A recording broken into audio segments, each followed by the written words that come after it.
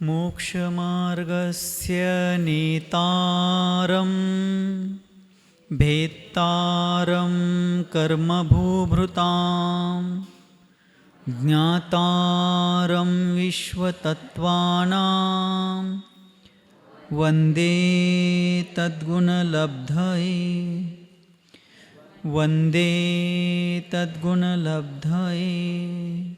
बोलिए पंच परमेष्ठी भगवान की, द्वादशांग जिनवानी माता की, परम पूज्य आचार्य भगवान श्री उमा स्वामी जी मुनि महाराज की, चारित्र्य चक्रवर्ती मुनिकुल पितामह योगींद्र चूड़ामणि धर्म साम्राज्य नायक 20वीं शताब्दी के प्रथम आचार्य भगवान श्री शांति सागर जी मुनि महाराज की, दीक्षा गुरु शांत मूर्ति वात्सल्य रत्नाकर गुरुवर आचार्य भगवान श्री सन्मति सागर जी मुनि महाराज की, परम पूज्य आचार्य भगवान श्री विद्यासागर जी मुनि महाराज की, परम पूज्य आचार्य भगवान श्री वर्धमान सागर जी मुनि महाराज की, अहिंसा परमो धर्म की।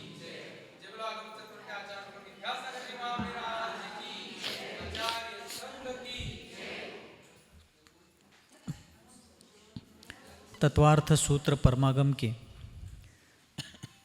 प्रथम अध्याय में हम सभी लोग मतिश्रुतावधि मनः परे केवलानि ज्ञानम इस सूत्र से प्रारंभ होकर के जो सम्यक ज्ञान का प्रकरण शुरू हुआ है उसके अंतर्गत मति ज्ञान, उसके नाम उपनाम, उसकी उत्पत्ति के निमित्त, उसके भेद प्रभेदों को जान करके फिर श्रुत ज्ञान के श्रुतम मति पूर्वम द्व्यनेक द्वादश भेदम, श्रुत ज्ञान अर्थात जो मति ज्ञान पूर्वक पदार्थों को विशेष रूप से जानता है और जिसके 2 अनेक और 12 भेद हैं उसके बारे में भी जान करके फिर अवधि ज्ञान के बारे में भी हमने आचार्य उमा स्वामी जी महाराज की अनुकंपा से यहाँ जान लिया कि अवधि ज्ञान 2 प्रकार का है, भव प्रत्यय अवधि ज्ञान और गुण प्रत्यय अवधि ज्ञान। देव और नारकियों को भव के निमित्त से अवधि ज्ञान होता है, शेषाणाम अर्थात मनुष्य तिर्यंचों को क्षयोपशम के निमित्त से गुण प्रत्यय अवधि ज्ञान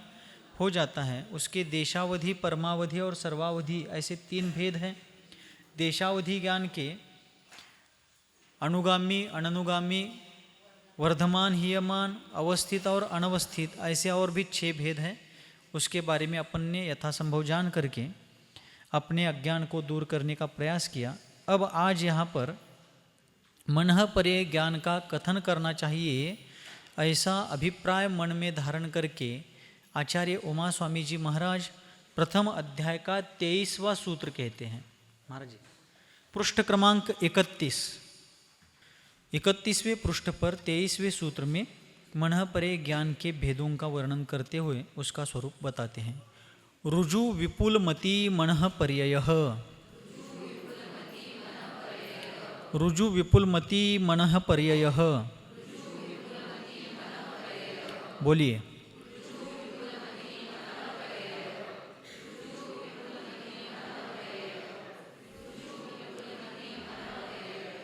बस मनः पर्ययः अर्थात जो मनः पर्यय ज्ञान है उसके 2 भेद हैं, रुजुमति और विपुलमति। ऐसे 2 भेदों से युक्त वह ज्ञान है। तो आपको प्रश्न पड़ सकता है, नीचे जो अर्थ दिया है सूत्र के, आवाज़ स्पष्ट आ रही ना?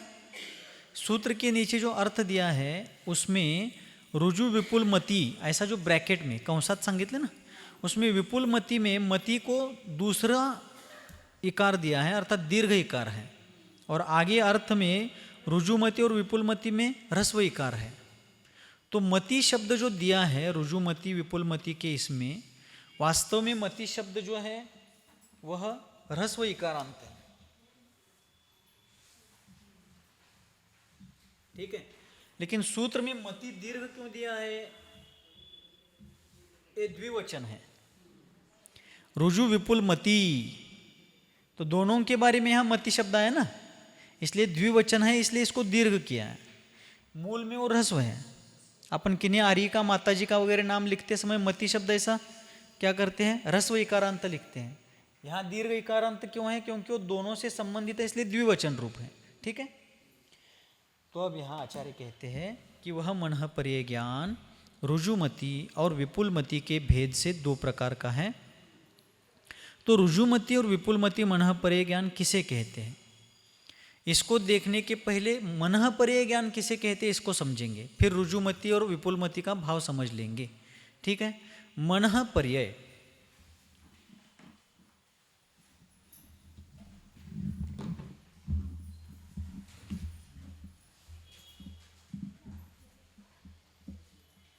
ध्यान इस तरफ चाहिए।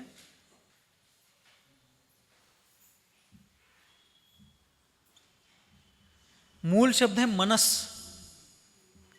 जिसको अपन मन कहते हैं उसके लिए मूल शब्द क्या है, मनस। हाँ, इसलिए अपन बोलते हैं ना मनसा वचसा कर्मणा, तो मनस शब्द है मूल में, तो स का विसर्ग हो जाता है, तो मनः,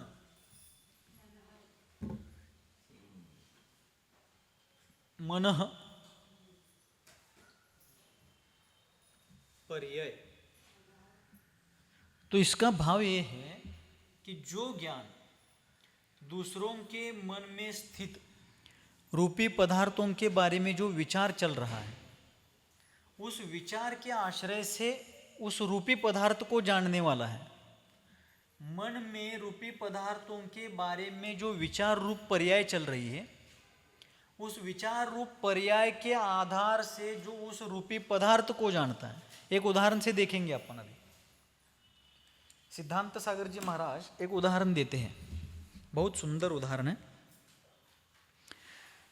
एक राजा थे और उनके सूर्यमित्र नाम के एक मंत्री थे। मैंने पहले भी बताया था आपको, सूर्यमित्र मंत्री की कथा देखेंगे। तो सूर्यमित्र नाम के वे मंत्री थे और बहुत भद्र परिणामी, मंद कषाई, शांत चित्त, स्वामीनिष्ठ मंत्री थे। एक दिन वे मंत्री कि जिनके ऊपर राजा का बहुत विश्वास था, ऐसे वे सूर्यमित्र मंत्री राजा की आज्ञा लेकर के एक वन विहार के लिए चले जाते हैं, जंगल में टहलने के लिए चले जाते हैं।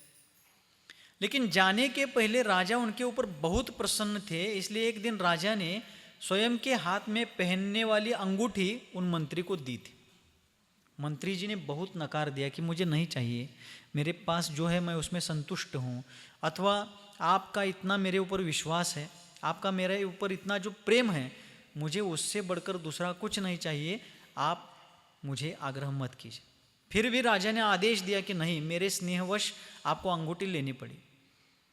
तो मंत्री ने राजा को ठुकराना अच्छा नहीं समझा, उन्होंने अंगूठी पहन ली, लेकिन एक शर्त के साथ, अभी मैं आपके सम्मान के लिए अंगूठी पहनता हूँ, लेकिन मैं आपको अंगूठी लौटाऊंगा तो आपको लेनी पडेगी, मी तुम्हाला परत देणार। असं जास्तीत जास्त लोक म्हणतील का परत देतो म्हणून, ती भी सोनं, रत्नजडित सुवर्णमय अंगूठी। तो मंत्री बोले मैं आपको आपके सम्मान के लिए अंगूठी स्वीकार करता हूँ, लेकिन वापस ये अंगूठी दूंगा तो आपको लेना पड़ेगा। राजा बोले ठीक है वापस दो, लेकिन अभी पहनो। पहन ली उन्होंने। कुछ दिन बीतने के बाद राजा की आज्ञा लेकर के वे मंत्री अकेले ही घर परिवार में बताकर मैं आज थोड़ा सा एकांतवास के लिए जरा वन विहार में जाने वाला हूँ। तो मंत्री अकेले ही गए। नगर के बाहर के उद्यानों में, बड़े बड़े विशाल उद्यान होते थे, उन उद्यान में जा कर के वो दिन भर टहलते हैं, शांत एकांत चित्त से अपने मन के अनुसार विचरण करते हैं। शाम को जब वे लौटने लगे सूर्यास्त के दरमियान, तब उन्होंने अपने हाथ में देखा तो अंगूठी नहीं थी। वे बहुत दुखी हुए। क्यों? अंगूठी गई इसलिए दुखी नहीं हुए, राजा को मैंने वापस देने का शब्द दिया था, अब मैं राजा को क्या दूंगा। लोग कितने वचननिष्ठ होते थे। तो वे दुखी हुए। आसपास उन्होंने बहुत देखा लेकिन अंगूठी मिली नहीं। अंत तो गत्वा वे खेद खिन्न होकर के घर लौटने लगे। लक्ष देऊन ऐकला तरच हे कळणार आहे, लक्षात घ्या।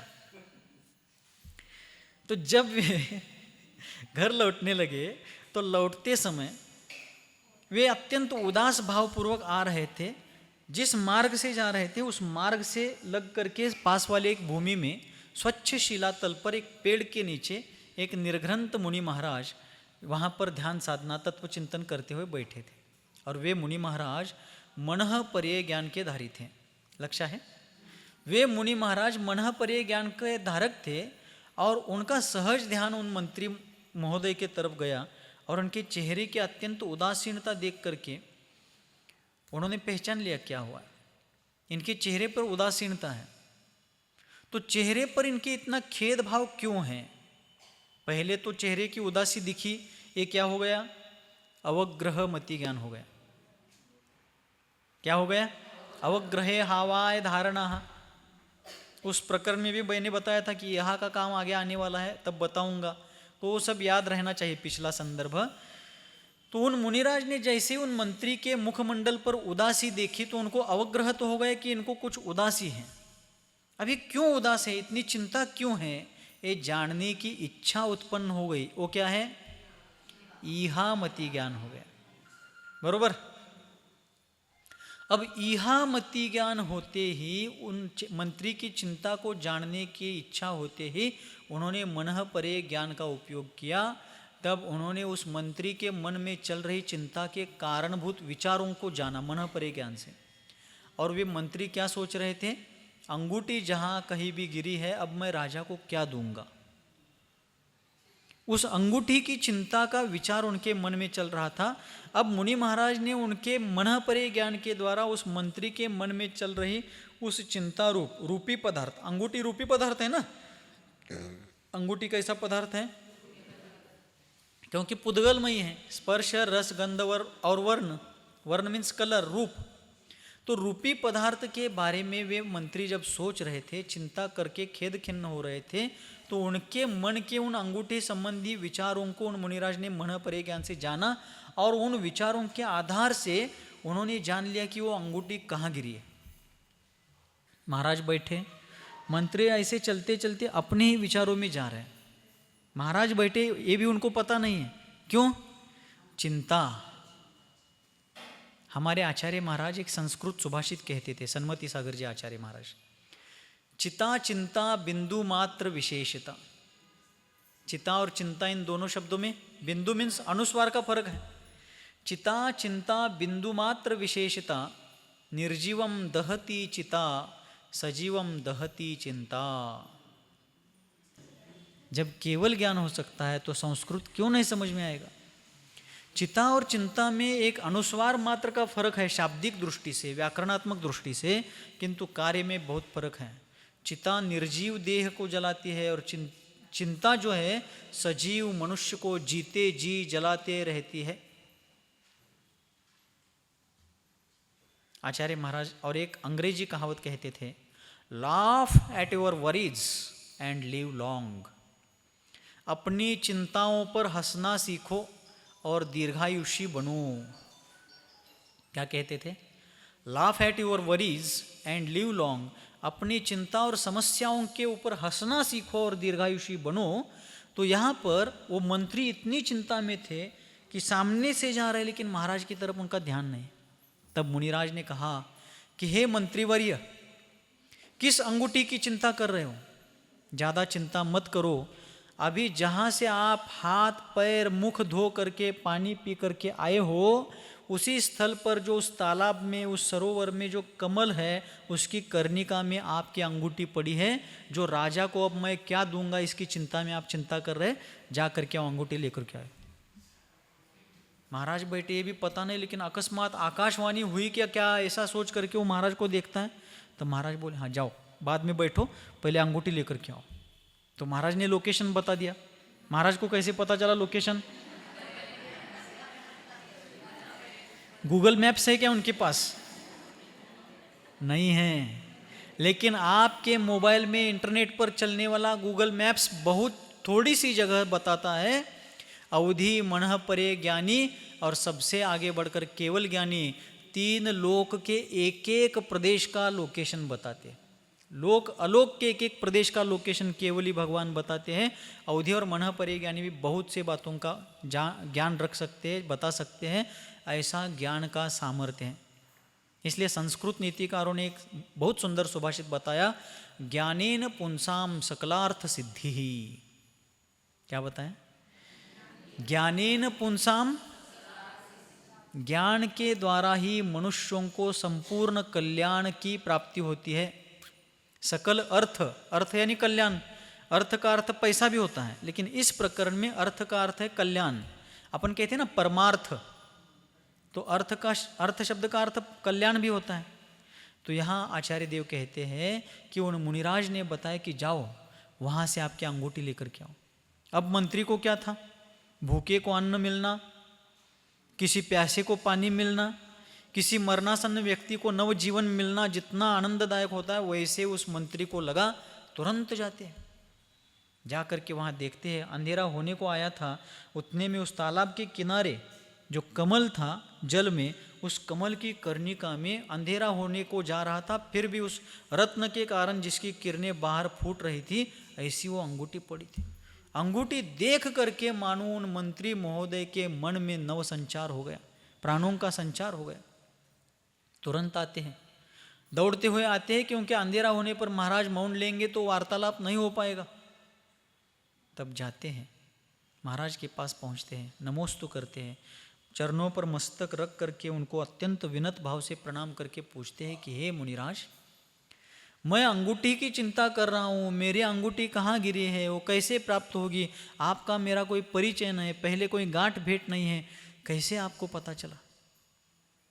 तो उन मुनि महाराज ने मनः परे ज्ञान से जान लिया था कि ये सूर्य मित्र मंत्री जो है तद्भव मोक्षगामी जीव है। ऐका लागलं क्या, ये मंत्री महोदय तद्भव मोक्षगामी जीव है, इसी भव से मुक्त होने वाले हैं, लेकिन अभी मिथ्या दृष्टी है। अभी क्या है, इसीलिए म्हणून कोणालाही चिडवायचं काम, तो मिथ्या दृष्टी आहे, मी सम्यक दृष्टी आहे, तो पंचम काळातला आहे, मी 6व्या काळातला आहे, कशाला पाहिजे झाले। तो उन मुनिराज ने कहा कि हे मंत्रीवर्य, जिस विद्या से मैंने उसको जाना है वो विद्या आपको भी मिल सकती है। देखिए साइकोलॉजी, मनोविज्ञान है। उन मुनिराज ने ये नहीं बताया कि तुम तद्भव मोक्षगामी हो, अभी मिथ्या दृष्टि हो, तुम्हें मिथ्या तो छोड़कर सम्यक तो धारण करना पड़ेगा, बहुत शास्त्रीय बातें नहीं की, बल्कि उन्होंने साइकोलॉजी से, मनोविज्ञान से काम लिया और कहा कि वह विद्या आपको भी प्राप्त हो सकती है, तो दीजिए महाराज। बोले वो विद्या ऐसे नहीं प्राप्त होगी, आपको भी मेरे जैसे बनना पड़ेगा, क्योंकि मनः परे ज्ञान, अवधि ज्ञान तो असंयमियों को भी हो सकता है, लेकिन मनः परे ज्ञान अत्यंत उत्कृष्ट विशुद्धि वाले चतुर्थकालीन मुनियों को ही होता है। पंचम काल में अवधि मनः परे ज्ञान नहीं होता है। तो फिर मंत्री बोले, महाराज मैं कैसे आप जैसा बनूं, मेरे राजा का मेरे ऊपर बहुत विश्वास है, मेरे परिवार का मेरे ऊपर बहुत प्रेम है, मेरी प्रजा मुझे बहुत चाहती है, उन सबको छोड़ करके मैं आप जैसे सन्यास को कैसे धारण करूं। तब महाराज ने फिर साइकोलॉजी का उपयोग किया, बोले कोई चिंता नहीं करना, विद्या प्राप्त होने तक मेरे जैसे बन जाना, फिर तुम घर चले जाना। वो आगे क्या करने वाले उनको मालूम था सब, इसलिए धर्म थोपना नहीं चाहिए, सौंपना चाहिए। धर्म लादायचा नाही आहे, धर्म सोपवायचा आहे पुढच्या पिढीला। आज आपली पोरं बस्तीकडे काय येत नाहीत, फासा का करत नाहीत। आज्जा आजी रात्री जेवत नव्हते, तो पण ज्यावेळेस बंद कर रात्री, ते लादल्यासारखं झालं। त्याच्या मागचं विज्ञान सांगूया की हमारी वर्तमान युवा पीढ़ी धर्म को क्यों धारण नहीं करती है, क्योंकि हम उनके ऊपर थोपना चाहते हैं। मारीची का भी हम जानते हैं, पुरूरवा भील की पर्याय में उन मुनिराज ने उसको भील पर्याय में मांसाहार व्यसन वगैरह सब छोड़ने के लिए कहा, शिकार का त्याग करने की प्रेरणा दी, लेकिन वो नहीं मानता है। तब महाराज ने क्या कहा, चलो ठीक है, ये सब नहीं छोड़ सकते ना, तुम कौवे का मांस खाते हो क्या, नहीं खाता हूँ महाराज, चलो उसको छोड़ो। जी महाराज अभी छोड़ता हूँ। उतना ही छोड़ा, उसको पालन करके जीवन भर उस व्रत का उसने पालन किया, स्वर्ग में गया। वहाँ से आता है तो आदिनाथ तीर्थंकर का पोता भरत चक्रवर्ती का पुत्र बनता है। आगे जो हुआ वो एक अलग मैटर है, लेकिन एक छोटे से व्रत से आज पद्म पुराण में भी ये चर्चा आने वाली है कि इंद्र राजा के पूर्व, जिस इंद्र का पराजय रावण ने किया था, लक्षात आहे का हे सगळं महाराज, काय काय म्हणून ठेवायचं, जिस इंद्र का पराजय रावण ने किया था, उस इंद्र के पूर्व भव एक मुनिराज के द्वारा उसको सुनने मिलते हैं, और फिर वो कैसे दीक्षा लेता है, उसी भव से कैसे निर्वाण को प्राप्त होता है, ये सब चर्चाएं आने वाली है। तो आचार्य कहते हैं उन मुनिराज ने कहा कोई बात नहीं, आप कुछ दिन के लिए राजा की और परिवार की अनुमोदना लेकर, अनुमति लेकर के आइए, मेरे जैसे बनिए, वो विद्या प्राप्त कीजिए, फिर चले जाओ। हाँ महाराज ये स्कीम अच्छी है। मंत्री कहता है ये बढ़िया उपाय है, मैं आता हूँ। वो गया, अंधेरा हो गया, दूसरे दिन सुबह जल्दी राजा के पास जाता है और कहता है, राजन मुझे कुछ दिन का अवकाश चाहिए, मैं एक विशिष्ट कार्य के लिए जा रहा हूँ। राजा बोले ठीक है, क्योंकि राजा के वो प्रिय और विश्वासु मंत्री थे, प्रामाणिक थे। राजा ने अनुमोदना दी, आज्ञा दी, परिवार वालों को भी बताया कुछ दिन के लिए मैं एकांत साधना में जा रहा हूँ और आप लोग निश्चिंत रहो। वो गए महाराज के पास, जी महाराज मैं आया हूँ, अब मुझे आपके जैसा बनाइए और जल्दी मुझे वो विद्या दीजिए। वो बहुत मंद कषाई भद्र परिणामी जीव था। मुनिराज ने उनको अपने पास बिठाया, धर्म का थोड़ा उपदेश दिया, अपने आत्म कल्याण की प्रेरणा दी, वस्तु स्वरूप जीवादि द्रव्यों का तत्वार्थ का वर्णन किया। तत्वार्थ यानी तत्वार्थ सूत्र नहीं, तत्वार्थ का अर्थ मैंने पहले बहुत बार बताया। तत्व यानी स्वभाव, अर्थ यानी वस्तु, वस्तु और उसके स्वभाव का बहुत बार पहले वर्णन करके आचार्य महाराज ने उस व्यक्ति को रत्नत्रय स्वरूप मोक्ष मार्ग का बोध दिया। और फिर उनके भाव जैसे ही हुए, उन्होंने उस जीव को निर्ग्रंथ दिगंबर जैनेश्वरी भगवती मुनि दीक्षा प्रदान की। मुनि दीक्षा लेकर के वो ध्यान के लिए बैठने लगे, महाराज की जैसी क्रिया करने लगे, लेकिन फिर भी अभी ध्यान चित्त नहीं लग रहा था, अभ्यास नहीं था। तो फिर थोड़ी देर बैठते, महाराज मुझे कब विद्या प्राप्त होगी, अभी तो नहीं आई, असं त्यांनी विचारले हो। वो सूर्य मित्र जो मंत्री थे, मुनि बने थे, वो बार बार अपने गुरु को पूछते थे, महाराज अभी नहीं आई विद्या। महाराज बोलते आएगी आएगी, बैठो बस, खोंड जरा गप खोंड। तो फिर और कुछ देर जाता है, एक आध दूसरा दिन चुप बैठते, महाराज अभी भी मुझे नहीं आई वो विद्या। आएगी आएगी, धैर्य रखो। फिर धीरे धीरे रोज महाराज उनको तत्वबोध देते थे, स्वाध्याय कराते थे। धीरे धीरे निर्मलता विशुद्धि बढ़ने लगी। एक दिन उस जीव के मिथ्यात्व का खंड खंड हो गया। वह जीव रत्नत्रयधारी भावलिंगी मुनि हो गया। और आत्म साधना करते करते करते करते उत्कट विशुद्धि के कारण उस जीव को मनः परे ज्ञान की रुद्धि प्राप्त हो गई, और भी अनेक रुद्धियाँ प्राप्त हो गई, लेकिन अब उनका उस तरफ उपयोग नहीं था, उस तरफ ध्यान नहीं था। वे मात्र आत्मानंद में तल्लीन होते जा रहे थे। फिर एक दिन उनके गुरु ने कहा कि हे मुनिराज, जिस विद्या के लिए आप प्रयास कर रहे थे वह आपको आ गई है। अब वो आने के बाद आपने अपने वस्त्र आभूषण उस पेड़ के ऊपर टांग कर रखे, चाहो तो उसको लो और चले जाओ। राजा आपका इंतजार कर रहे होंगे, परिवार आपकी राह देख रहा होगा, जाइए। बोले महाराज अब मैं राजा के नगर में नहीं, सिद्धों के नगर में जाना चाहता हूँ। अब मैं संसार से पार होना चाहता हूँ। और वही आत्मा आराधना करते रहे। आगे जाकर के 4 घाती और 4 आघाती कर्मों का क्रम क्रम से क्षय करके वे मुक्त हो गए। ये तो प्रसंग हो गया उनके जीवन चरित्र संबंधी। लेकिन मनः परे ज्ञान, वे मंत्री क्या सोच रहे थे, अंगूठी कहाँ गिरी है, अब राजा को क्या मुंह दिखाऊंगा। उनके चेहरे पर जो चिंता की रेखाएं उत्पन्न हुई थी, उसको देख करके उन मुनि महाराज ने यह अवग्रह कर लिया कि इनके चेहरे पर चिंता है। तो क्या चिंता होगी, इसको जानने की इच्छा उत्पन्न हुई। तो उन मुनिराज का क्या हो गया, इहा मति ज्ञान हो गया। और फिर इहा यानी इच्छा, विशेष रूप से जानने की इच्छा रूप जो मति ज्ञान हो गया, उसके आधार पर उन्होंने मनः परे ज्ञान के बल पर उन मंत्रीवर्य के मन में जो अंगूठी संबंधी विचार की चिंताएं चल रही थी, उन विचारों को मनः परे ज्ञान से जान लिया। और जिस रूपी पदार्थ का, अंगूठी रूपी पदार्थ का वे चिंता करके अत्यंत खेद खिन्न हो रहे थे, उस विचार के आधार से वो रूपी पदार्थ कहाँ गिरा है, उसको उन्होंने मनः परे ज्ञान से जान लिया। तो मन के विचार रूप पर्यायों के, मन में, जिसके मन में रूपी पदार्थों संबंधी विचार रूप पर्याय चल रही है, उन विचार रूप पर्याय के आधार पर से उस वस्तु को जानना जिस ज्ञान के द्वारा संभव है, उसको कहते हैं मनः परे ज्ञान। कळलं?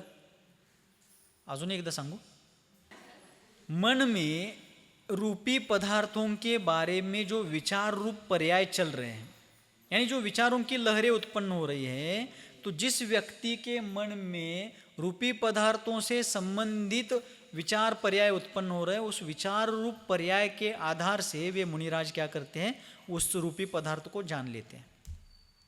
जैसे मान लीजिए धर्मसागर जी महाराज को मनः परे ज्ञान है क्या? नहीं। महाराज इतने सरल चित्त हैं, उन्होंने तुरंत कहा मुझे नहीं है। मुझे पूछते तो मैं कहता हाँ है मुझे। सरल परिणामी जीव ऐसे होते हैं। तो फिर उन मुनिराज ने मनः परे ज्ञान से ऐसा जाना, मान लेते हैं मनः परे ज्ञान धर्मसागर जी महाराज को है। और आपके मन में एक विचार चल रहा है। क्या विचार चल रहा है? ಹರ್ಯಾಗ ತುಪ್ಪ ಮಾಡಿ ಬೈಂದನು, ಸೊಸಿ ತವ್ರ ಮನೆ ಬೈಂದಾಳು, ಅವ್ರ ತವ್ರ ಮನೆ ಮಂದಿ बहिंदारू ಇನ್ನು ಎಷ್ಟು वापरताळ यान टांकी. आणि चेहऱ्यावर जरा ती काळजी दिसायला. महाराजांनी विचार केला, ही का काळजीत पडल्यात, काय चाललं यांच्या मनात. तर त्या इहा अवग्रह इहापूर्वक तुपाचा विचार चालला. मग ते मनपरे ज्ञान जाणणार. ती सून कुठं घरात बसल्या, ते तुपाचा डबा किती कुठं आहे, त्यात सकाळ आहे, सकाळी होतं तेवढंच तूप आहे का कमी जास्त झाले, ते सगळं त्यांना इथं जाणवणार. आता तर कळलं काय, हां महाराज हे लगेच आलं बघा, असं सांगत जावा महाराज. तो किसी भी संगी पंचेंद्रिय, अब सौदनी पंचेंद्रिय जीव के मन का ही जानेंगे, क्योंकि मन तो सौदनी पंचेंद्रिय के पास है. तो 2.5 द्वीप के भीतर जिस किसी भी सौदनी पंचेंद्रिय जीव के मन में रूपी पदार्थों के बारे में जो विचार रूप पर्याय उत्पन्न हो रही है, उसके आधार से उस रूपी पदार्थ को ही जानना, ये जिस ज्ञान के द्वारा होता है वह मनः पर्याय ज्ञान कहलाता है. आता कळलं, जाऊया पुढं. तो उस मनः पर्याय ज्ञान के 2 भेद हैं, रुजुमति और विपुलमति मनः पर्याय ज्ञान. तो रुजुमति मनः पर्याय ज्ञान किसे कहते हैं? जिस मनः पर्याय ज्ञान के द्वारा सरल चित्त पूर्वक मन के सरल मन, सरल वचन, सरल कायोग के द्वारा चिंतित या अचिंतित ऐसे जो पदार्थ होते, मन वचन काय की सरलता पूर्वक चिंतित ऐसे जो दूसरों के मन में रूपी पदार्थों के विचार है, उस विचार के आधार पर उस रूपी पदार्थ को जानना, वह रुजुमति मनः पर्याय ज्ञान है. रुजु का अर्थ है सरल. रुजु का अर्थ क्या है? सरल. तो सरल मन वचन काय के आधार से, सरल मन वचन काय पूर्वक दूसरों के चित्त में जो रूपी पदार्थों का विचार किया जा रहा है, उसका चिंतन किया जा रहा है, उस मन के चिंतन के आधार पर, उस मन के विचार के आधार पर उस रूपी पदार्थ को जानना. वो 2.5 द्वीप के भीतर कहीं भी हो, 2.5 द्वीप के भीतर कहीं भी हो, उसको वे अपने अपने क्षयोपशम के अनुसार जानते हैं. आगे आएगा 2.5 द्वीप के भीतर कहीं भी का मतलब क्या है, वो अगले सूत्रों में यथासंभव आएगा, अपन देखते हैं. ठीक है, ये रुजुमति है. और विपुलमति का मतलब क्या है? सरल मन वचन काय अथवा कुटिल मन वचन काय के द्वारा दूसरों के मन में जो रूपी पदार्थों का विचार चल रहा है, चिंतन चल रहा है, उन चिंतनों के बल पर जो ज्ञान उस रूपी पदार्थ को जानता है, 2.5 द्वीप के भीतर यथासंभव जहाँ भी हो, उस ज्ञान को विपुलमति मनः पर्याय ज्ञान कहते हैं. ठीक है. रुजुमति में क्या है? सरल मन वचन काय द्वारा, क्या है? मन वचन काय की सरलता से चिंतित ऐसे दूसरों के मन में जो रूपी पदार्थों के विचार है, वो उसको जान करके उस रूपी पदार्थ को जानेगा. और विपुलमति क्या है? मन के कुटिल मन वचन काय के द्वारा, सरल या कुटिल, सरल हो या कुटिल हो, दोनों प्रकार के मन वचन काय के द्वारा दूसरों के मन में जो चिंतित ऐसे रूपी पदार्थ है, उन रूपी पदार्थों को भी जो ज्ञान जानता है, उसको विपुलमति मनः पर्याय ज्ञान कहते हैं. उसमें पुस्तक में उन्होंने एक उदाहरण दिया है. जैसे किसी के यहाँ रेड पड़ती है, छापा पड़ता है, सीबीआई का, इनकम टैक्स वालों का, ईडी वगैरह का. ठीक है. तो जब रेड पड़ती है तो घर में जो अलमारियाँ हैं, तिजोरियों में, अलमारियों में रखा हुआ धन है, उसको तुरंत वो खोल करके निकाल कर देख सकते हैं. ठीक है. और रुजुमति का उदाहरण हो गया.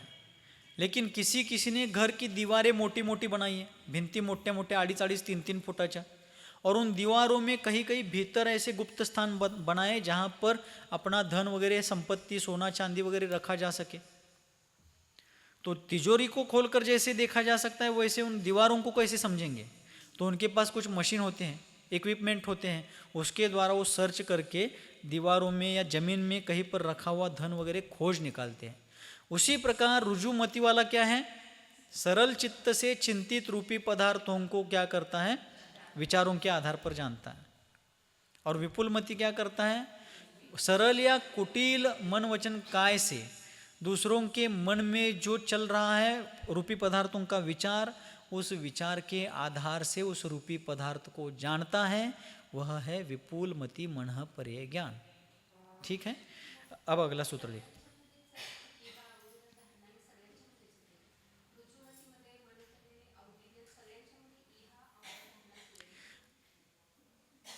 मनः परे ज्ञान इहा मति ज्ञान पूर्वक होता है।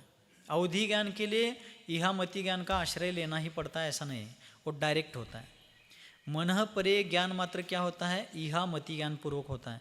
इसलिए दर्शन का प्रकरण जब आता है, चक्षु दर्शन, अचक्षु दर्शन, अवधि दर्शन, केवल दर्शन, तो मति ज्ञान के पहले चक्षु या अचक्षु दर्शन होता है। अब जब उसका प्रकरण आएगा तो उसकी व्याख्या देखेंगे। अवधि ज्ञान के पहले अवधि दर्शन होता है, केवल ज्ञान के साथ केवल दर्शन होता है, और श्रुत ज्ञान मति ज्ञान पूर्वक होने से मति ज्ञान के पहले हुआ जो दर्शन है वही श्रुत ज्ञान का दर्शन माना जाता है। लेकिन मनः परे ज्ञान का कोई दर्शन ही नहीं है। जैसे अवधि ज्ञान के पहले अवधि दर्शन होता है, केवल ज्ञान के साथ केवल दर्शन होता है, वैसे मनः परे दर्शन तो है ही नहीं। क्यों नहीं है? क्योंकि मनः परे ज्ञान इहा मति ज्ञान पूर्वक होता है।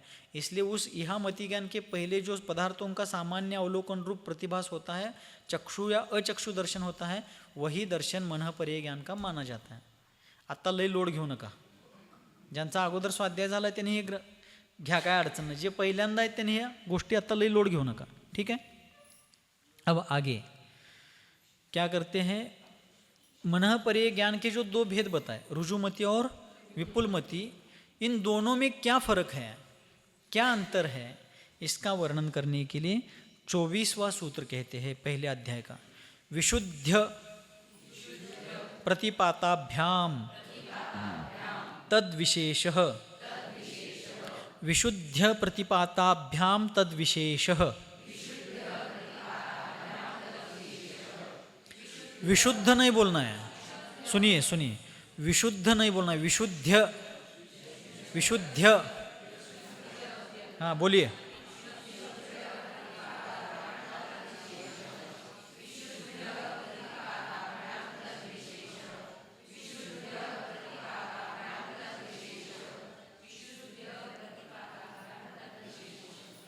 बस, तो यहाँ बताया विशुद्धि अप्रतिपाताभ्याम, भ्याम द्विवचन है, पहले भी बताया था।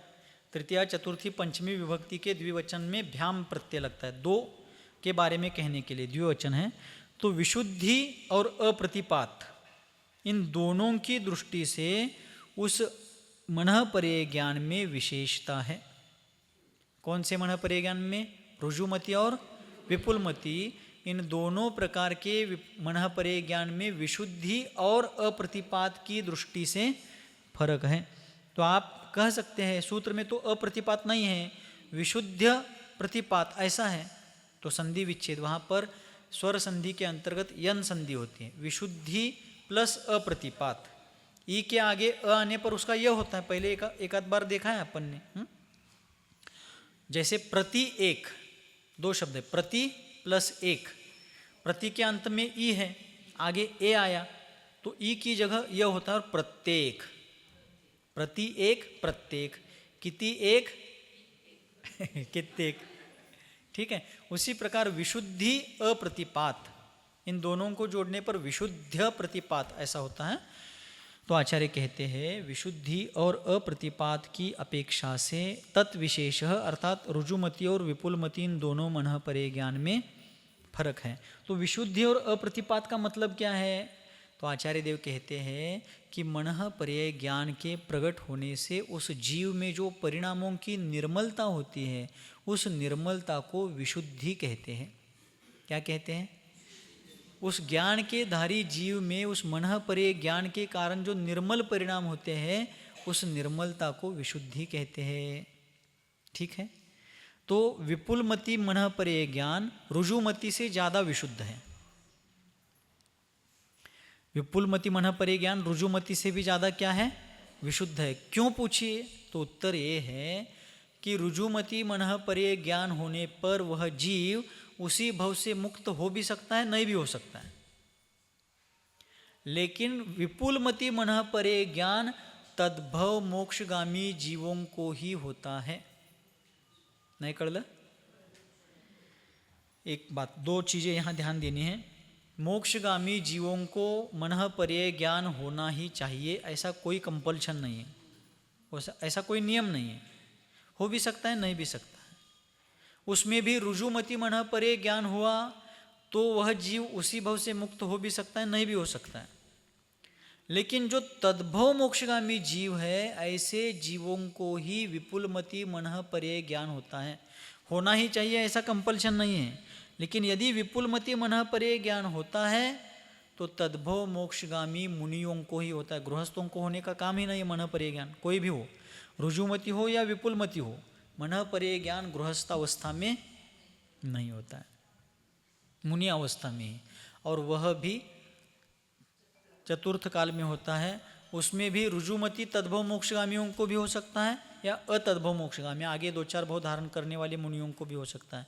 किंतु विपुलमति मनः परे जो ज्ञान है वह उसी भव से मोक्ष प्राप्त करने वाले जीवों को, मुनियों को मुनि अवस्था में प्राप्त होता है। तो उन ज्ञान के कारण से उस जीव में जो निर्मलता आती है, परिणामों में जो विशुद्धि होती है, उसको यहाँ विशुद्धि शब्द से कहा है। और अप्रतिपात, अप्रतिपात का अर्थ है नीचे नहीं गिरना। प्रतिपात का अर्थ है नीचे गिरना, अप्रतिपात का अर्थ है नीचे नहीं गिरना। गिरने का मतलब चलते चलते गिरना, बैठे बैठे गिरना, ऐसा नहीं है। परिणामों की विशुद्धि कम होना या श्रेणी चढ़ करके नीचे आना या नीचे नहीं आना, उसको कहते हैं। जैसे जो रुजुमति मनः परे ज्ञान के धारी जीव होते हैं, वे उसी भव में उपशम श्रेणी चढ़ करके, चढ़ेंगे ऐसा नियम नहीं है, लेकिन चढ़ते भी हैं तो 7वें से 8वें, 9वें, 10वें, 11वें गुणस्थान तक जा करके फिर वहाँ का अंतर्मुहूर्त काल पूरा होने के बाद मोहनीय कर्म के उदय से फिर से 11वें से 10वें, 9वें, 8वें, 7वें आदि गुणस्थानों में नीचे आ जाते हैं। तो कहलाता है प्रतिपात, यानी ऊपर के गुणस्थानों तक जा करके फिर से नीचे आना, वो है प्रतिपात। तो रुजुमति मनः परे ज्ञान वाले मुनिराज उपशम श्रेणी चढ़ करके, उपशम श्रेणी चढ़ते तो नियम से उतरना ही पड़ेगा।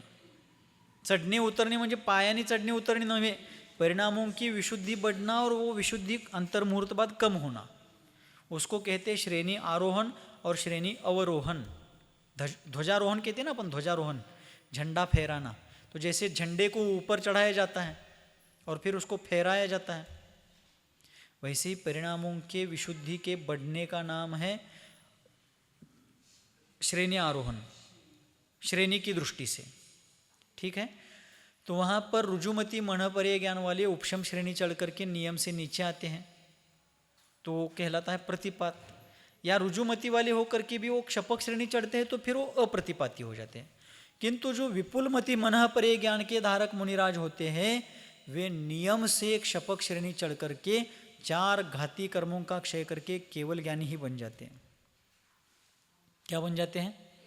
केवल ज्ञानी, सर्वज्ञ अरहंत भगवान बन जाते हैं। तीर्थंकर नाम कर्म का बंध किया हो तो अरहंत अवस्था में तीर्थंकर बन जाते हैं, और फिर आगे जाकर बचे हुए 4 अघाती कर्मों का भी क्षय करके उसी भव से निर्वाण को, मोक्ष कल्याण को प्राप्त कर लेते हैं। इस प्रकार रुजुमति और विपुलमति इन दोनों ज्ञानों में क्या है? विशुद्धि और अप्रतिपात की अपेक्षा से अंतर है। रुजुमति से विपुलमति मनः परे ज्ञान ज़्यादा विशुद्धि वाला है, और विपुलमति की तुलना में रुजुमति मनः परे ज्ञान कम विशुद्धि वाला है। रुजुमति ज्ञानी रुजुमति मनः परे ज्ञानी श्रेणी चढ़ करके नीचे भी आ सकते हैं उपशम श्रेणी की अपेक्षा से, लेकिन विपुलमति मनः परे ज्ञान के धारक मुनिराज क्षपक श्रेणी चढ़ते हैं तो ऊपर ही जाते हैं, अर्थात विशुद्धि इतनी बढ़ती है कि घाती कर्मों का नाश करके केवली बन जाते हैं और उसी भव में आगे सिद्धत्व को भी प्राप्त कर लेते हैं। क्लियर? ठीक है। एक भव में ही एक जीव को रुजुमति और उसके बाद विपुलमति मनः परे ज्ञान होता है, ऐसा कोई नियम नहीं है। रुजुमति हो करके भी बाद में विपुलमति भी हो सकता है, या डायरेक्ट भी विपुलमति मनः परे ज्ञान होता है, हो सकता है। ठीक है, ऐसा। अब आगे के सूत्र में, सूत्र क्रमांक 25 में अवधि ज्ञान और मनः परे ज्ञान, इन दोनों में क्या फर्क है ये बताने वाले। अभी 24वें सूत्र में क्या बताया? मनः परे ज्ञान के रुजुमति और विपुलमति में क्या फर्क है ये बताया है। अब अगले सूत्र में अवधि और मनः परे ज्ञान में क्या अंतर है इसका वर्णन करने वाले हैं। सूत्र क्रमांक 25, विशुद्धि क्षेत्र स्वामी विषयेभ्योऽवधि मनः पर्यययोः पर्यययोः शुद्ध उच्चारण चाहिए, पर्यययोः विशुद्धि क्षेत्र स्वामी विषयेभ्योऽवधि मनः पर्यययोः।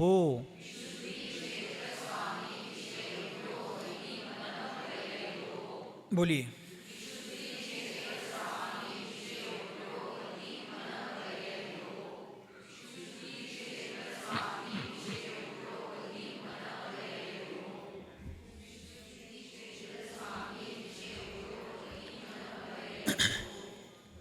बस। तो यहाँ आचार्य देव कहते हैं अवधि मनः पर्यययोः। अवधि शब्द है क्या सूत्र में? है। जो विषयेभ्योऽवधि ऐसा कहा है उसमें खंडाकार द्विखंड चिन्ह दिया है, तो अ के लोप का सूचक है। अवधि मनः पर्यययोः। पर्यययोः ये सप्तमी विभक्ति का द्विवचन है। मतलब क्या है? अवधि और मनः पर्यय दो ज्ञान हो गए ना, इसलिए द्विवचन है। दो के बारे में वर्णन है इसलिए द्विवचन है। महाराज ये पहचानना कैसे? द्विवचन है क्या, एक वचन है, प्रथमा है क्या, द्वितीय है, षष्ठी है क्या, सप्तमी? उसके लिए थोड़ा थोड़ा व्याकरण पढ़ना पड़ेगा। कम से कम पंच संधि तो पढ़नी ही चाहिए। क्या पढ़नी चाहिए? कम से कम इतना तो आना ही चाहिए शुद्ध उच्चारण के लिए। और साथ साथ कहाँ संधि होती है, कहाँ विच्छेद होता है, कहाँ स्वर संधि है, कहाँ विसर्ग संधि है, कहाँ व्यंजन संधि है, कहाँ प्रकृति भाव संधि है, इत्यादि भावों को जानने के लिए कम से कम पंच संधि का तो प्रकरण पढ़ना ही। भावना तो करे, भावना तर करूया की कधी आम्हाला शिकायला मिळेल, हे काय महाराज डोक्याला ताप बंद करा ते, अशी भावना करायच नाही। उलट कधी आम्हाला ते सगळं ज्ञान ग्रहण होऊन जिनवानीचा यथार्थ अर्थ ग्रहण करायची संधी मिळेल। आता भक्तामर स्तोत्र आपण वाचतो की, म्हणतो रोज, अर्थ कळतो का हो त्याचा? नाही, फक्त पोपट पंची होते। हां, फक्त म्हणून सुद्धा पुण्यबंध होणार नाही असं नाही आहे, कारण तो सुद्धा शुभ वचन योग आहे, शुभ काय योग होतो, मध्ये मध्ये शुभ मनोयोग सुद्धा त्याच्यामध्ये होतो। परंतु असं असलं तरीसुद्धा नुसता ते म्हणणं आणि अर्थ समजल्यानंतर त्याच्यामध्ये जी विशुद्धी निर्माण होते, त्यावेळचा जो आनंद आहे, त्यावेळची जी विशुद्धी आहे आणि त्याच्यामुळे होणारा पापांचा अक्षय, पुण्याची वृद्धी, सम्यक दर्शन आदीची दृढता, ह्याचं वर्णन शब्दांमध्ये करता येत नाही। याच्यासाठी संस्कृत शिकायचं, आपल्या ज्ञानाचं प्रदर्शन करण्यासाठी नव्हे। ठीक आहे, शिकूया मग, चालू करूया उद्यापासून संस्कृत क्लास करूया। महाराज हे हाय ते ओलं पहिला कडल लावा आणि मग पुढं बघू। ठीक है, वो भी देखेंगे क्रम क्रम से, जैसा जैसा प्रसंग आएगा, जैसा जैसा संयोग रहेगा। संयोग होना भी बहुत दुर्लभ है। अब थोड़े दिन बाद अगला चातुर्मास 2126 साली, आता त्याच्यामध्ये होते का नाही काय माहीत नाही, तोवर आपण तर असणारच नाही। तो संयोग मिलना भी बहुत दुर्लभ है, क्या नहीं? पढ़ाने वाले हैं तो पढ़ने वाले नहीं हैं, पढ़ने वाले बहुत हैं लेकिन वहाँ पढ़ाने वाले पहुँच नहीं पाते। दोनों भी हैं तो रुद्धि सूतक आ जाते हैं, रुद्धि सूतक नहीं है तो और कुछ बीमारी आ जाती है। बहुत दुर्लभ है। धन कन कंचन राज सुख सब ही सुलभ कर जान, दुर्लभ है संसार में एक यथार्थ ज्ञान। अभी कितने ही लोग नगर में इधर उधर बैठ करके गप्पे मार रहे होंगे, कोई ऐसा कर रहे होंगे, ऐसा करने के बजाय ऐसा कर रहे हैं। लेकिन हमारे आचार्य कहते हैं कि मोबाइल के स्क्रीन सरकाने में जीवन सरक रहा है, उसके बजाय जिनवानी का पन्ना पलटो, जीवन पलट जाएगा, आनंद धाम बन जाएगा। ये जिनवानी की महिमा है, इसलिए थोड़ा थोड़ा स्वाध्याय करने का प्रयास करें। ठीक है, तो व्याकरण भी देखेंगे जैसा जैसा, उसके लिए भी पुण्योदय चाहिए।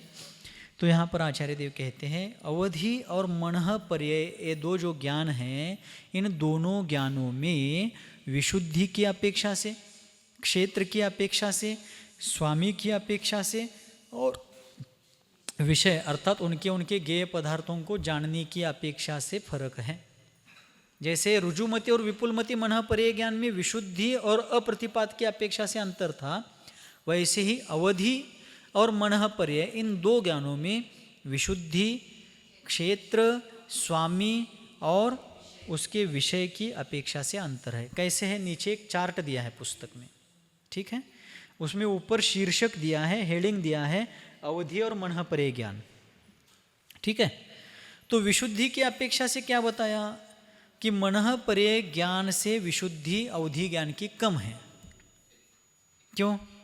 अवधि ज्ञान चारों गतियों में कहीं भी संगी पंचेंद्रिय जीव को हो सकता है, वो मिथ्या दृष्टि हो, सम्यक दृष्टि हो। यहाँ सम्यक अवधि ज्ञान का विषय है, इसलिए सम्यक दृष्टि को लेना है, लेकिन सामान्यतः अवधि ज्ञान सम्यक दृष्टि मिथ्या दृष्टि दोनों को होता है। मिथ्या दृष्टियों का कुअवधि है, सम्यक दृष्टियों का अवधि ज्ञान है। तो चारों गतियों में किसी को भी हो सकता है, इसलिए। और मनः परे ज्ञान जो है अत्यंत विशुद्धि से युक्त चतुर्थकालीन मुनियों को ही होता है, पंचम काल के मुनियों को भी नहीं होता है। होता तो मुनियों को ही है, लेकिन पंचम काल के मुनियों को भी नहीं होता है। चतुर्थ काल के अत्यंत निर्मल चित्त विशुद्धि वाले मुनियों को होता है। तो विशुद्धि की अपेक्षा अवधि ज्ञान से मनः परे ज्ञान अनेक गुना विशुद्ध है, ठीक है। विशुद्धि की अपेक्षा से हो गया। क्षेत्र की अपेक्षा से, क्षेत्र का मतलब है वो कितने क्षेत्र वाला जान सकता है, कितने क्षेत्र तक जान सकता है, उसका कवरेज एरिया, उसकी रेंज कहाँ तक है। जैसे मोबाइल टावर के अपन रेंज को जानते हैं, जैसे उसी प्रकार अवधि ज्ञान की क्षेत्र मर्यादा कहाँ तक है और मनः परे ज्ञान की क्षेत्र मर्यादा कहाँ तक है, इसको बता रहे हैं कि अवधि ज्ञान उत्कृष्टता की अपेक्षा से लोक स्थित यानी तीनों लोकों में स्थित रूपी पदार्थों को जानता है। वहाँ पर पदार्थों को ऐसा कहा है, लेकिन रूपी शब्द अपन लगा लेना है। क्यों? आगे सूत्र है, देखिए नीचे 27वां इसी पेज पर, रूपीश्व वधे है क्या नीचे। अवधि ज्ञान रूपी पदार्थों को जानता है। इसकी व्याख्या देखते हुए अपन ने लिखा है कि जो द्रव्य क्षेत्र काल भाव की मर्यादा में रहते हुए इंद्रिय प्रकाश मन आदि के आलंबन बिना सीधा आत्मा से रूपी पदार्थों को जानता है, वह मनः परे ज्ञान है। असं लिहिलं होतं की व्याख्या लक्षात राहायचं राहू दे, लिहिलंही हे तर लक्षात आहे का नाही ठीक है। तो वह रूपी पदार्थों को जानता है। रूपी का अर्थ क्या है? पुद्गल पदार्थ, पुद्गल द्रव्य। रूप को धारण करने वाले रूपी, धन को धारण करने वाले धनी। तो रूपी पदार्थों को जानता है। किस ज्ञान की अपेक्षा से? सर्वावधि ज्ञान, परमावधि ज्ञान, इन ज्ञानों की अपेक्षा से तीन लोक में जो पुद्गल पदार्थ है, रूपी पदार्थ है, उनको जानता है। आपका कंफ्यूजन हो सकता है, केवली भगवान तीन लोक को जानते हैं, तो अवधि ज्ञानी भी जान रहे हैं। केवली भगवान लोकालोक के चेतन अचेतन रूपी अरूपी मूर्त अमूर्त सभी को जानते हैं, अनादि अनंत रूप से जानते हैं। और ये अवधि ज्ञान तीन लोक में जो रूपी पदार्थ है, पुद्गल द्रव्य है, उन्हीं को जानता है, मूर्त द्रव्यों को जानता है, वो भी एक विशिष्ट लिमिटेशन में रह करके। इस प्रकार क्षेत्र की अपेक्षा हो गया। और जो मनः परे ज्ञान है वो क्षेत्र की अपेक्षा से क्या है? 45 लाख योजन प्रमाण, जो 2.5 द्वीप है। कौन सा द्वीप है? 2.5 द्वीप है, 2.5 द्वीप आहेत, उनको जानता है। उनके उस क्षेत्र के भीतर जो संगी पंचेंद्रिय जीव है, उनके मन की बात को जानता है। धवला पुस्तक 13 के 343वें पृष्ठ पर वीरसेन आचार्य देव ने इसका वर्णन किया, ऐसा वहाँ संदर्भ दिया है। कौन सी बात जानता है मनः परे ज्ञान? 2.5 द्वीप के भीतर जो संगी पंचेंद्रिय मनुष्य तिर्यंच आदि है, उनके मन में जो रूपी पदार्थों से संबंधित विचार है, उन विचारों के आधार पर उन रूपी पदार्थों को जानता है। ठीक है। तो क्षेत्र की अपेक्षा से अवधि ज्ञान का क्षेत्र ज्यादा है तीन लोक में, और मनः परे ज्ञान का क्षेत्र सिर्फ मध्य लोक के अंतर्गत आने वाला 2.5 द्वीप है, 45 लाख योजन। विशुद्धि की अपेक्षा से अवधि ज्ञान की तुलना में मनः परे ज्ञान ज्यादा विशुद्ध है, लेकिन क्षेत्र की दृष्टि से देखा जाए तो अवधि ज्ञान का क्षेत्र ज़्यादा है, मनः परे ज्ञान का क्षेत्र कम है। ठीक है। उसके बाद लास्ट में है, सेकंड लास्ट है स्वामी। स्वामी अर्थात अवधि ज्ञान किन किन जीवों को हो सकता है? तो चारों गति के जीवों को हो सकता है। संगी पंचेंद्रिय जीव, चारों गती के सभी जीव नाही, संगी पंचेंद्रिय, जे संज्ञी पंचेंद्रिय जीव आहेत त्यांना, वो भी कंपल्शन नहीं है, जिनको होगा उनको होगा। देव और नारकियों को कंपल्सरी होगा। भव प्रत्ययो वधीर देव नारकाणाम, देवगति और नरक गति ही जिनके अवधि ज्ञान की प्राप्ति में कारण है, ऐसे अवधि ज्ञान को भव प्रत्यय अवधि ज्ञान कहते हैं, और वह देव तथा मनुष्य, देव तथा नारकियों को होता है। ठीक है, तो देवगति के चतुर्निकाय देव देवियों को कंपल्सरी होगा ही होगा। नरक गति में 7 नरकों के 84 लाख बिलों में जितने नारकी हैं उन सबको अवधि ज्ञान होगा। सम्यक दृष्टि नारकी है तो अवधि ज्ञान है, मिथ्या दृष्टि नारकी है तो को अवधि ज्ञान है, मिथ्या ज्ञान है, लेकिन अवधि ज्ञान होगा। ठीक है, तो चारों गतियों में नरक और देव गति में तो कंपल्सरी होता है। मनुष्य तिर्यंच गति में जो गुण प्रत्यय वाले अवधि ज्ञान को धारण करते हैं, उस दर्जे की विशुद्धि को प्राप्त करते हैं, ऐसे मनुष्य और तिर्यंचों को होता है। तो स्वामी की अपेक्षा से चारों गति में अवधि ज्ञानी जीव है, लेकिन मनः परे ज्ञान मात्र छठे गुणस्थान से 12वें गुणस्थान वाले चतुर्थ कालीन अति विशुद्ध परिणाम वाले मुनियों को ही होता है। चतुर्थ काल में भी सभी मुनियों को नहीं होता, और पंचम काल में तो किसी को भी नहीं होता मुनि की अपेक्षा से। गृहस्थों को, अन्य किसी को तो छोड़ ही दीजिए, होता ही नहीं है। पंचम काल में मुनियों को भी नहीं होता, और चतुर्थ काल में भी सभी मुनियों को नहीं होता है। जो अत्यंत निर्मल चित्त वाले विशुद्ध परिणाम वाले मुनिजन हैं, उन मुनियों को छठे गुणस्थान से लेकर, क्योंकि मुनियों का गुणस्थान छठे से लेकर आगे है, तो छठे से 12वें गुणस्थान तक होता है। फिर महाराज 13वें 14वें में क्यों नहीं होता? वहाँ केवल ज्ञान है, और केवल ज्ञान, सूर्य होने पर बल्ब की आवश्यकता है क्या? नहीं है। वैसे केवल ज्ञान होने पर अन्य किसी भी ज्ञान की आवश्यकता नहीं रहती, और वो ज्ञान रहते भी नहीं है। क्यों नहीं रहते हैं? दूसरे अध्याय में या आगे के प्रकरणों में और देखेंगे। इस प्रकार स्वामी की अपेक्षा से अवधि ज्ञान के स्वामी ज़्यादा है। चारों गति में बहुत सारी जीव अवधि ज्ञानी है, लेकिन मनः परे ज्ञान के धारी सिर्फ मनुष्य गति में छठे से 12वें गुणस्थान वाले मुनि ही हैं, वो भी सभी मुनि नहीं हैं। भावलिंगी मुनि कितने होते हैं? 2.5 द्वीप में ज़्यादा से ज़्यादा 3 कम 9 करोड़। ठीक है, उतने मुनियों में भी बहुत थोड़े मुनियों को होता है। ठीक है, इस प्रकार इसके स्वामी तो बहुत संख्यात है। इसके बाद है विषय। विषय की अपेक्षा से देखा जाए तो अवधि ज्ञान क्या करता है?